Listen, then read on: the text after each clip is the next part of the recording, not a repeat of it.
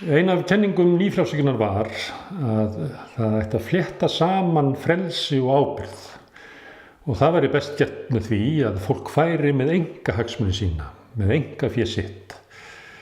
Í meðferð fólks með því sem það átti sannarlega, þar færi saman frelsi og ábyrgð.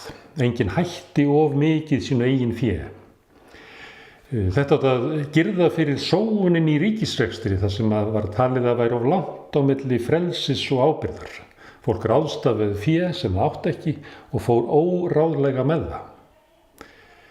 Hrunið 2008 sýndi að frelsi og ábyrgð fór ekki saman.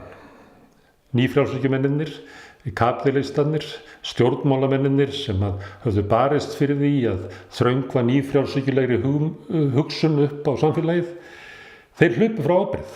Þeir vildu fá frelsið en þeir kærðu sig bara ekkert ábyrgðina. Stjórnmálamennirnir sögðu ekki ég ber enga ábyrgð. Bankastjóri Seðlabankans sagði ekki ég ber enga ábyrgð. Stjórnendur fyrirtækina sögðu ekki ég ber enga ábyrgð. Eigendur fyrirtækina sögðu ekki ég ber enga ábyrgð. Þannig allt í einu stóð almenningur uppi með það að allir boðberar nýfrjálshyggjunnar vildu enga ábyrgð bera. Þeir höfðu bara viljað taka frelsið en ekki bera neina ábyrgð.